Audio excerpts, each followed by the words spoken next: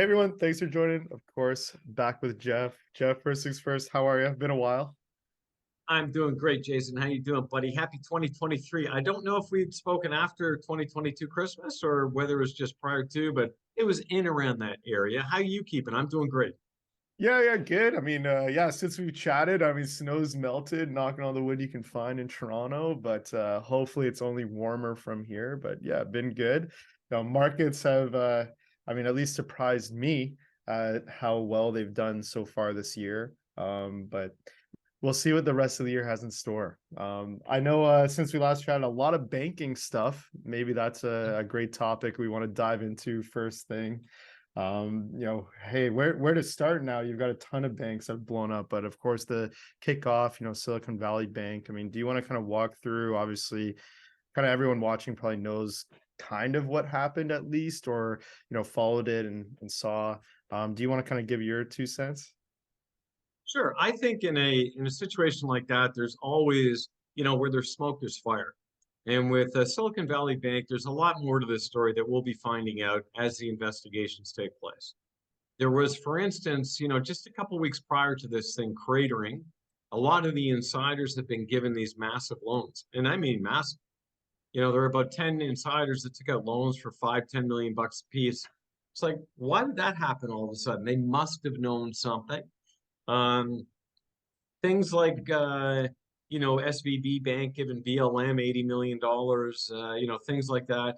These are all very, for me, they're red flags, they're warning signs that there was something within that organization, that bank, that didn't make a lot of sense. And you've got to kind of wait for the investigations to take place, get all the info. A bunch of people will roll on each other on this one, no doubt about it, because there will be criminal charges, in my opinion. And then once those start to happen, fraud, whatever it may be, those guys will start, So, well, why tell do you think they took out? That's a good question. Like, why do you think they took out some loans? I maybe because maybe they looked at it like the equity that I own in shares, which are, I can't touch them, let's say. Well, at least this way I can pull cash out of the deal by taking out a loan. And maybe I don't have to repay it. Who knows?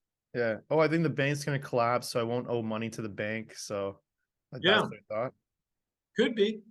I mean, who knows? But all I know is, look, SVB was obviously a it was a how do I say it? It's not like banking at it's not like banking at JP Morgan. I mean, it's just not. You're banking with a bank that has a culture, a West Coast based culture that is much different, than a traditional good old JP Morgan culture, which just wouldn't have had this stuff going on at all. And we'll see what happens, but it doesn't. You look at all the list of clients too. Like, come on, man. Like, there's a lot of bizarre clients in there. Yeah, and it was weird. You touched on the culture, kind of the cult. It was the cool bank to be at for anything tech, obviously being in Silicon Valley. So, but I guess the extension of where the questions come from is, are we done? What else do you expect? Yesterday I think at least I'll confirm, but I think the UBS CEO like resigned. So to me that's like a red flag after you Yeah. have a big acquisition, arguably. But are we done? And then maybe do you want to talk about obviously what's causing a lot of these pain? So listen, I think we're done. Credit Suisse had these problems for a couple of years. Hmm. So they were always teetering and trying to raise some dough. And eventually the Saudis just said, I'm not giving you any more money. I don't care. I'll take the hit, move on. For them, it's I hate to say it, but it's kind of a rounding error. They'll take the hit. And and they did. And whereas you look at, again, I think most of the banks around the world are pretty solid. Uh, what is interesting to me really is more the geopolitical of what may happen with, China and Russia and Iran and all these places getting together and actually saying it publicly that the US dollar is now the second currency, that it's all about the Chinese and the power and the economies and how they're going to work together to basically push America down. And I've been saying this for a while. I have. And it's, the writing is on the wall. Unless things change in America, and unless we get back to, working hard and understanding that it should always be, generally speaking, who's ever best qualified to get the job. If that's the way America starts running again, then they could maybe salvage and move back up the ladder again and become number one. But if they continue down this, woke path like they have with the army and all the rest of it, I mean, it's like, do you think Russia is afraid of America, or do you really think that, well, really China, do you really think China is afraid of Biden? Not at all. Not at all. And it's sad. It's if the US in the past said, hey, don't do something, no one would do anything. Now they don't care. The rest of the world sits there and laughs at America. And you guys in Canada, man, Trudeau, this guy is nuts.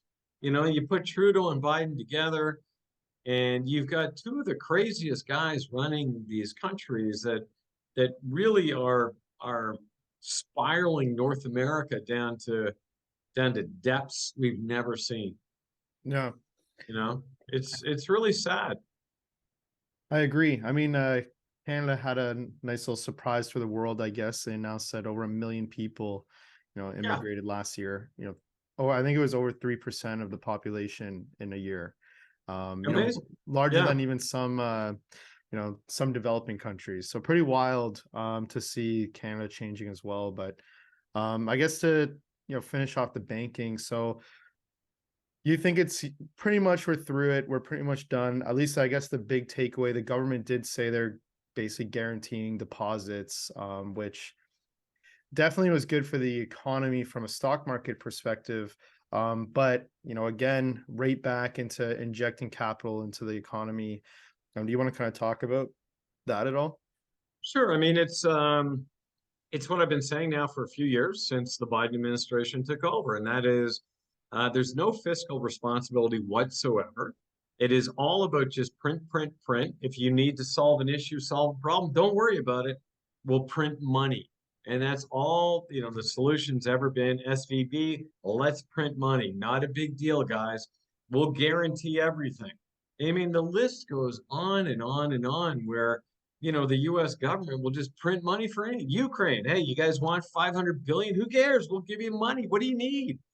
It's like America's become the till for the rest of the world with money they don't have. $30 trillion in debt. Do you know how messed up that is? That is so messed up. It is unbelievable. And if I've said it before and I'll say it again, the reason why the markets have become somewhat resilient in the last couple of years is because of all this money. And to make a bet whether, is the market going to go up or go down, it's impossible to even make a calculated bet because you don't know what Biden's going to do. Look at that. Look at the budget he's trying to pass. It's like, this guy will make the most ridiculous budgets, or, who knows, tomorrow he'll put some kind of stimulus package out for another $5 trillion for COVID relief. Like, who knows? The stuff that comes out is unreal. So there's just, bottom line, no fiscal responsibility. And eventually what happens, US dollar will just continue to, it'll go down in value, of course, and become the secondary store of value in terms of currencies around the world. And it's going to be a massive problem.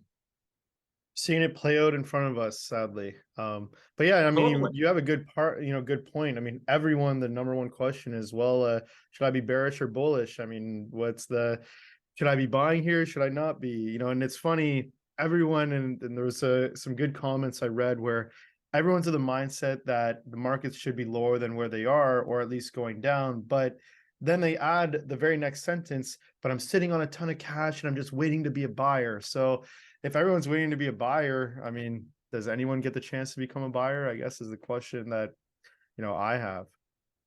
I think, listen, I think you have a Democratic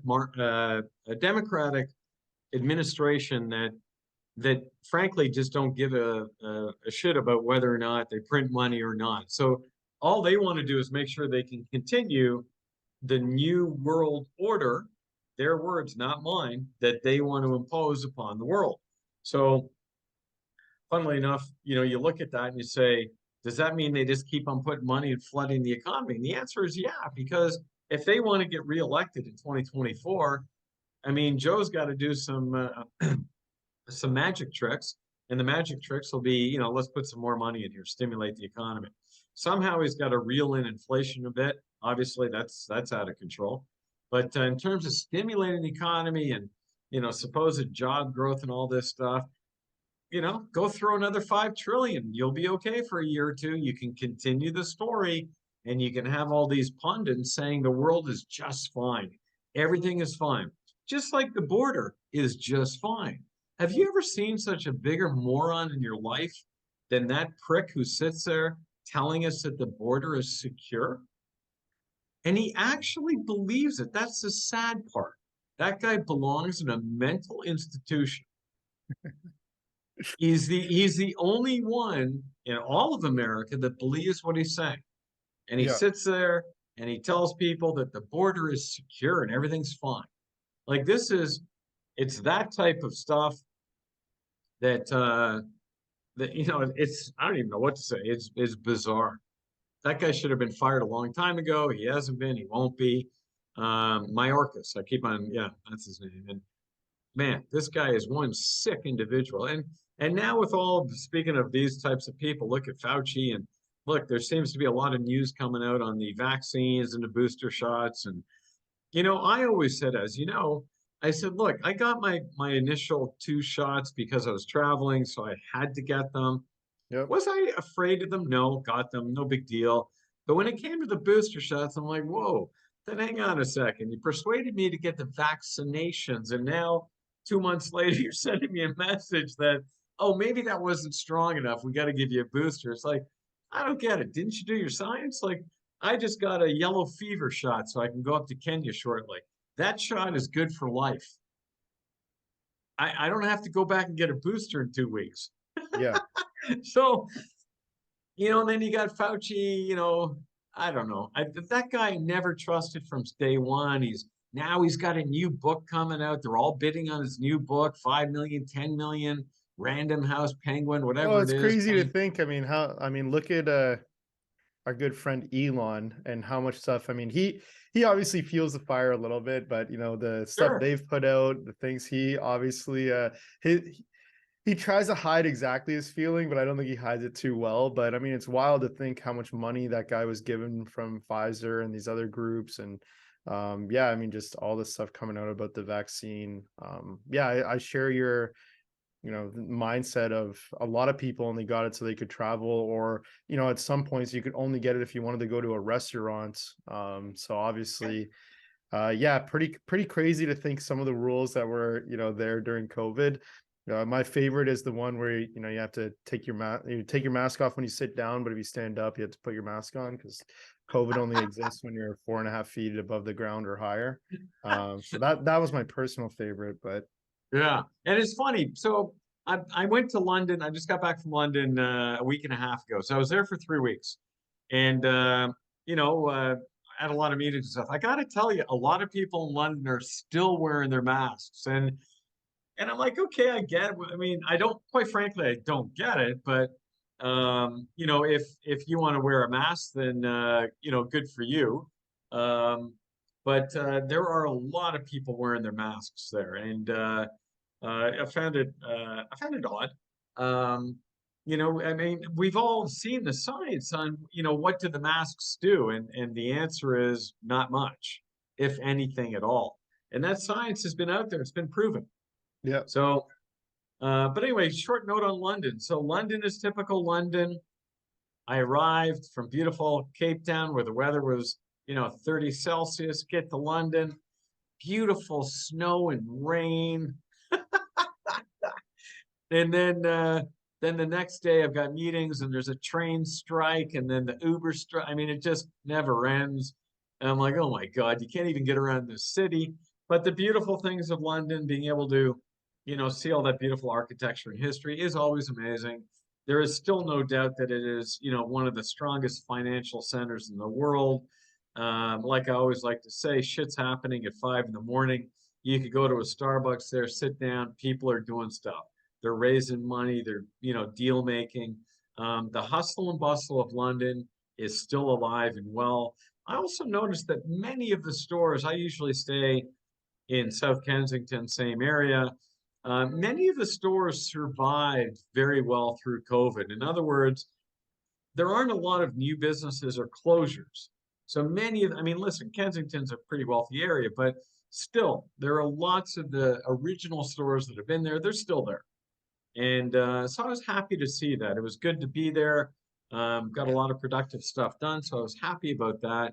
Um, but I must say, I was happy to get back to Cape Town for a bit and get a little bit of warm weather. It was damn cold. I mean, for me now, damn cold is like 5 Celsius. So, but anyway, it was enjoyable, and my big takeaways, like I said, for me, is that London is still a massive hub for money. Mhm. It's still there, it's alive, it's kicking. It's an old boys hub. In other words, you got to know the people in order to kind of break into that hub. But it's still there. So much money there. Yeah. To get a meeting, you have to know someone who knows someone. Yeah. Right. So Yeah. whereas Dubai, as you know, has been my favorite place to tell people to go move to, do business, do everything. I've been saying that for a few years. It's proven itself out tremendously well here in the last few years with real estate, the economy over there, everything booming and continues to boom. It will continue to boom. I say it'll be the number one most productive region, the whole region, for the coming, decade or two, no doubt about it, in my opinion. And there, obviously, there's no lack of funds. There's tons of money.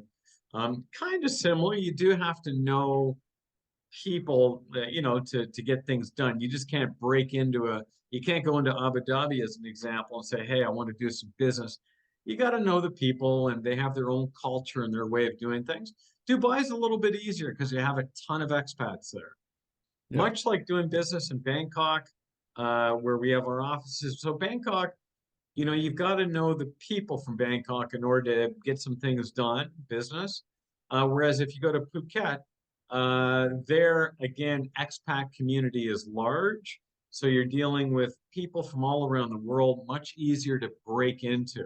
Phuket, ton of money, obviously, tons and tons of money there. Yeah. So um, those were just a couple of things I was throwing out.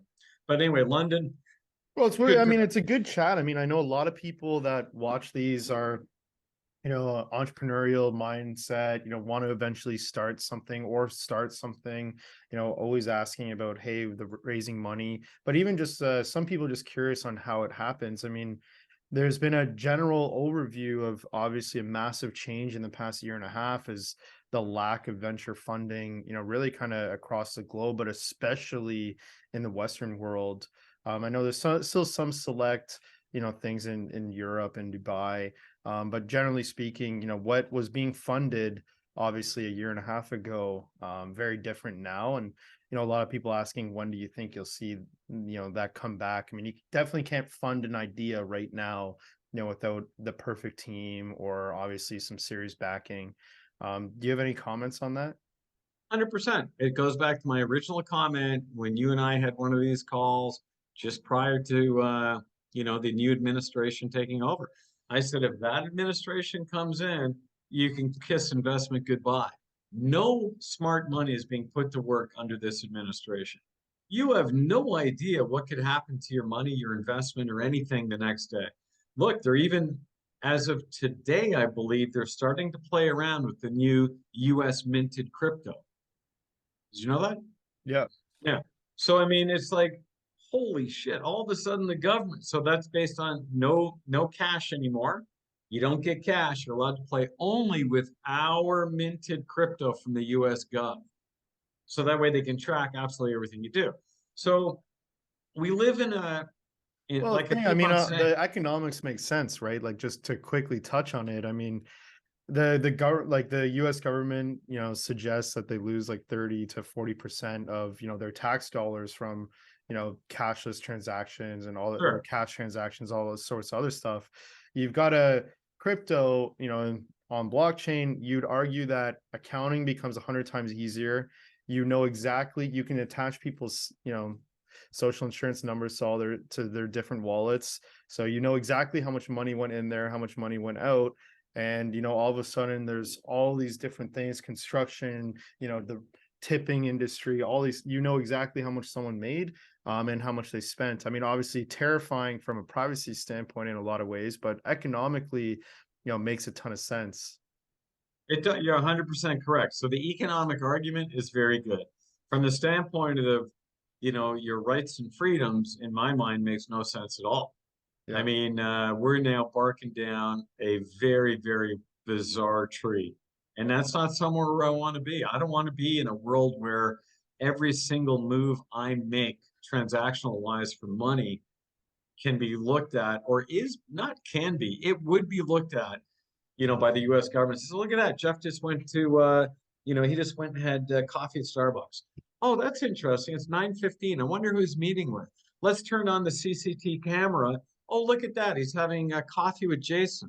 Oh, look at that. But Jason just took out, X amount, did this and blah, blah. It's like, do we really want to go down that path? Whoa, that's scary for me. So, um, I think that we have to maintain that balance between your argument of, and that's, I know it's not your only argument, but your argument that you put forward about the economics of having it. Yeah, it does make sense. It's nice. But just because it's nice and it's an economic argument doesn't mean that it should become, the way business is conducted.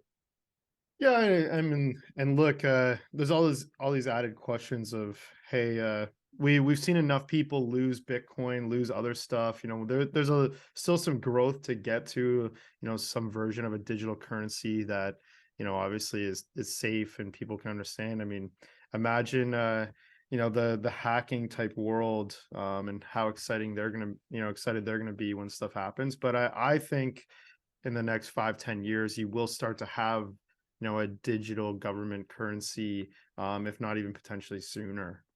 So Hello, Venezuela. yeah.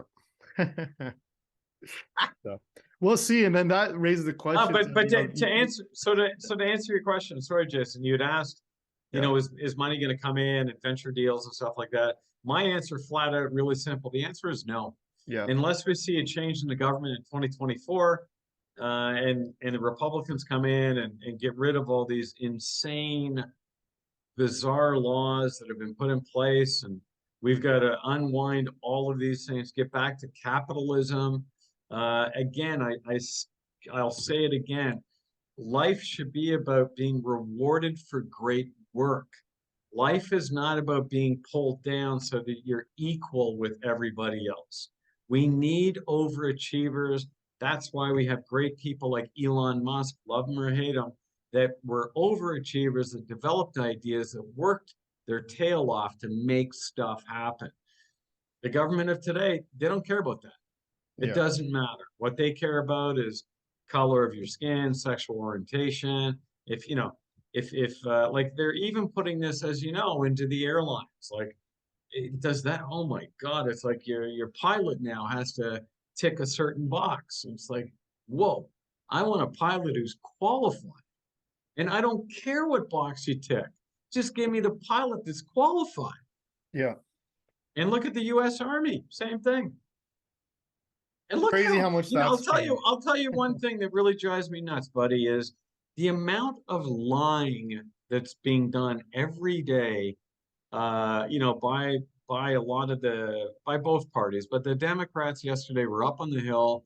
You had General Milley and the other guy there, I forget his name, but testifying about what's going on with the Department of Defense and the budget.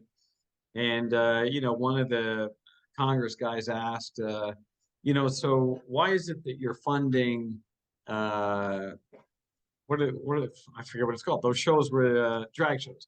So you're doing drag shows throughout military bases, and the guy says we're not doing that. We would never do that. He said, okay, so the Department of Defense would not support that nor fund that. And the guy says absolutely not. So of course, typical good lawyer, he's like, do you see this? Yeah. Is that not Department of Defense? Is that not one of the Air Force bases? I haven't seen that. So then he pulls out about 5 or 10 of them. He says, "Look, I just pulled out 5 or 10. I know there's dozens and dozens more, and you're telling me that's not what you do. It's either you're lying to us here today, or you're just oblivious to what's going on with your army." Yeah. And the guy says, "I'm going to ask you again, just based on what I showed. Do you support that? It's not what we do at the Department of Defense." I'm like, did that guy just say that? After being shown the evidence, he just said that that's not what they do. And that, unfortunately, is what's going on in America. Yeah. It's really, really sad. You have empathy now, unfortunately, with the shooting at the schools, with the transgender girl that shot the 3 young kids and the teachers, the adults. You have empathy from the left-hand side saying that, not even talking about the young kids that were shot and the families and how that was all affected, but they have empathy towards the transgender kid because they understand what she was going through. I'm like, oh my word. Like, listen, a murderer is a murderer. I don't care if you're trans or this or that, or it doesn't matter. You murdered people. You committed a crime, a sin. Like, it doesn't matter. Yeah. But to them, they'll always find the reason to fit the narrative. And that's got to stop, buddy. It Yeah. really does. So hopefully, hopefully that's part of the 2024, what happens in the election. You know me, I always make it very clear. Am I a strong right-wing Republican? The answer is no. Obviously, I'm not a left-wing guy, but I find myself hopefully to be, just right to the center somewhere. I believe in a lot of things that the Dems put forward, but do I believe in more things that the Republicans put forward? Yeah. I believe in common sense. And most importantly, I believe in, like the 10 Commandments, like treat your neighbor like you want to be treated. Simple things like that have been tossed out the window. We Yeah, I just don't agree. we don't Well, believe well, in we'll that see how stuff it plays anymore. out. Look, there's definitely a balancing act that needs to happen. I think we're a little too far to one side. I think that's probably an understatement. But do you Yeah. want to rapid fire off? I know we always talk about gold. We always talk about Tesla. Do we want to kind of just do a rapid fire? What's your thoughts on gold? What's your thoughts on, Elon Musk and a few others? So I continue to like gold. I'll like it as the U.S. dollar will definitely get hit. So I like gold. I always have. I think it's a great store of value.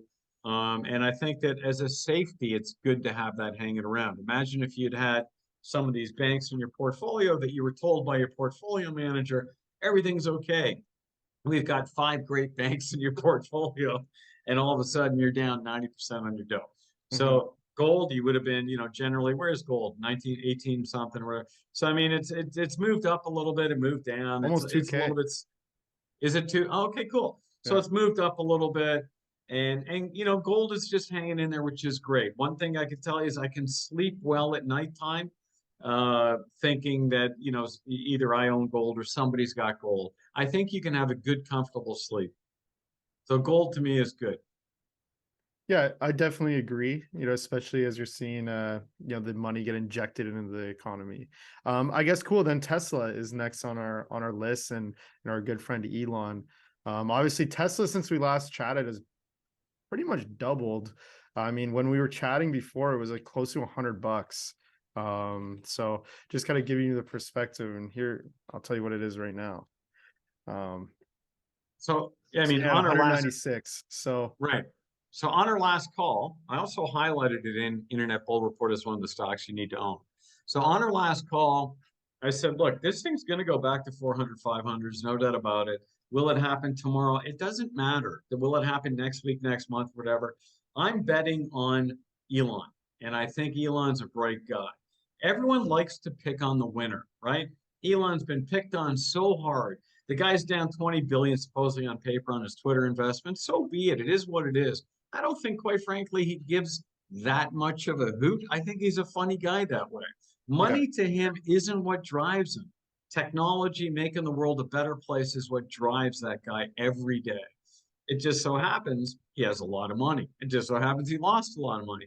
But the good thing about Elon, I always share the story of, he's been there, done that. He's had tons of money before, lost a fortune before. He was at the point when he was first married, he had no dough in his bank at all, went next door to borrow the money from his friend. They went to the bank. He was able to borrow that money. And then just 2 days, so he had no money in his bank account, couldn't pay payroll or anything. That was December 22nd or something. December 23rd is when he got the contract from the government for whatever it was, $1 billion. He got shipped in a check for 500 million the next day. And he was like, whoo. And that's what the entrepreneurial life is all about. And he was able to survive. He survived through the tough times. So he's been there, done that. I'll never bet against him. I think the guy's cool. Yeah.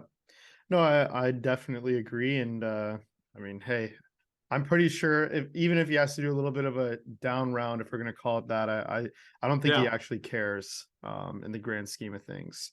I right. think he gets a lot of other benefits that aren't monetary as well from a lot of the stuff he's doing. But okay, well that's Elon. And is there any other stocks you wanted to chat about No, before we close things off? funnily enough, the stocks that we do usually talk about, Facebook, whatever, we spoke about them back in December. I said, look, they're all going to do very well. Facebook has basically doubled. All of these things have doubled in the last 2, 3 months. Yeah. They'll probably continue to go higher as more money's pumped in, and but you got to look at the end of the day, it's about the fundamentals of these things, right? And when something gets so beaten up and everyone says it's going to zero, that's when you want to be buying stocks, right? And when it's the other side, when everyone is so pumped and this thing's going to the moon, that's when you want to be selling your stocks. So it's worked for me for a lot of years, and that's why I'm a contrarian investor. I like to listen to what the crowd is doing and then do the opposite generally. Look at all look at all the psychedelic stocks, all these, and they're all tanked. Listen, our stock hasn't performed well at all either. But one thing I can tell you, I certainly haven't gone back to the well and had to recapitalize, raise money, and that kind of stuff. Unlike all, and I mean all of the other companies that are out there. And I'm very proud of the work that we've done to date, and very proud of what we're about to announce very soon. So very proud of that. And then in the cannabis side, the CBD side as well, we got some great stuff, and all sorts of cool stuff happening. So our little companies, I'm very happy about, and we've survived through all this stuff. The rest of them haven't. These are guys, I'm not going to mention names, but these are pricks that raised tons of dough that went out, blew it all on the dumbest things in the world, no clue what they're doing, and those companies are now basically tits up. Yeah. And I can name you a bunch. I won't. It doesn't serve me any good. I'll leave it alone. But we're doing well. I'm very happy. I look forward to a great 2023 with what we're doing and forward. And stay tuned to what we're doing. We continue to grow all the time. I'm hiring people all the time, which is amazing. Other people are laying everybody off. I hired a new dietitian, MSc and dietitian just the other day. Like, we're hiring people all the time. So Touching. I'm really happy about that. I got one comment actually, because he comes from your part of the world, and that's your famous O'Leary, your famous Mr. Lovely from the famous show. Yeah. So I got one little comment to make on all that kind of stuff. I don't quite understand why this guy is getting so much press coverage. I think it's not only unwarranted, I think it's dangerous. I think this guy's been involved in a couple deals that we know. So it's not like I think. He's been involved in deals that he certainly has taken advantage, in my opinion, of the public markets. And I think that's going to come back to not only bite him in the bum, but it's going to come back to bite those at the networks that are currently promoting him. And he's certainly being promoted by certain networks as being, a really smart guy. And, they promote him as Mr. Lovely, and they promote him as being a billionaire. This guy is not a billionaire. And if he is, then, Revenue Canada should be pretty happy, but he's not a billionaire. So, so anyway, a lot of weird stuff like that going on. We live in weird times. Yeah, I would be really careful for sure for people. I mean, look, well, Louis got a huge brand, big voice, big amount of followers. But yeah, depending on when you bought MindMed, I guess would depend on how happy you are. But every day there's less and less people that are happy that they bought MindMed. So Totally. and the whole time, I mean, we know, he probably made a decent amount of money off that and a few other things that he talks about on Fox too. So um, 100%. So just on that note, I know we're running really short on time. Let's not forget about Sam the vegan, one of my favorites. So Sam the vegan is in big trouble, and it's getting worse for Sam the vegan every day. What will happen with Sam the vegan now is he's going to jail forever. He is not pass and go. He's not getting out. So the only thing that Sam the vegan can do to make his stay at Club Fed a little bit more comfortable is to start rolling on everybody else. So there are a bunch of people that promoted, all the stuff that Sam the Vegan was doing. These were paid promoters. Whether that was disclosed or not, it's a different story. And those guys, I believe, have have done a lot more than what we even know to date.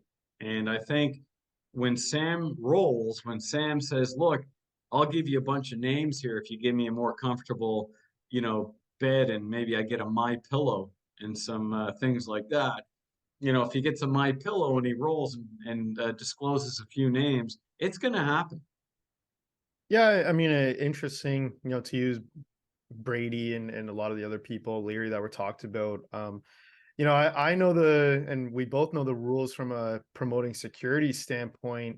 Obviously you have to even disclose how much you're paid and all the other stuff. I mean, I'm pretty surprised that a lot of that wasn't disclosed. We knew they were brand partners, but what does that actually mean? How much money, they all say they're investors. I mean, were you really? So there's a lot of questions there, for sure. And I think, yeah, the first people probably to get rolled on are probably on the money laundering side, if I had to guess. I mean, obviously, crypto, still a big use, for that, and I think, there's a decent amount of people are probably using FTX, not the correct ways that Sam probably knew about and probably even helped, in some cases. So that's So my take. on that note, I mean, apparently now all the legal bills, and you can only imagine how big these legal bills are. They've got to be insane. Yeah. And apparently the money that where he's getting the money from is actually from money that he gave his dad from FTX. It's like this is just fucking nuts. Like how do you take the proceeds of the crime yet to be proven, but what would all intents and purposes definitely be a crime? Take those proceeds that you gave to your dad, and now your dad's using that money to pay all the legal bills. It's like this is a bizarre world, Well, dude. it's interesting. I mean, they're talking about restarting the U.S. exchange. I mean, like that'll be interesting to see. That's their pitch is to restart the exchange, make some money, and start paying people back. I mean, that'll be a pretty interesting event. So I know we got to roll, like I said, and I'll leave it at this. I truly hope that we can all get back to a sense of normalcy where we stand up for each other, we look out for each other. We're not here to stab each other in the back, and we're able to discuss and agree that it's okay to disagree, because we now live in a world where it's not okay to disagree. If I disagree with Jason about, the price of gold, and nowadays Jason's going to pull out a gun and shoot me. And that's just it's bizarre. And people are afraid to express their true opinions anymore because we're afraid of offending somebody. This stuff's got to stop. We got to get back to the old coffee shop, how the great insurance companies were created back in the 1600s, where people would go to the coffee shop in the morning and discuss politics. They would say, "Hey, what do you think? Can we put a park in the middle of the square? Oh, that's a good idea, but how are we going to fund it?" They come up with ideas as a team, but that just doesn't exist anymore. And we got to get back to that. yeah. I agree. Well, look, always a pleasure. Of course, anyone with questions, please drop them below. Looks like Jeff and I'll be returning to our regular programming, a little Yeah, bit more it was. frequently. Yeah, totally. So the next one, Jason will do. I'll be in Dubai. I'll leave here on the 11th of May. I'll be in Dubai for about 3 weeks or something like that. And then we'll do one from there because by then I will have some great, very interesting news. Perfect. Awesome. Well, as Lots always, of news. we'll chat soon. Thanks, buddy.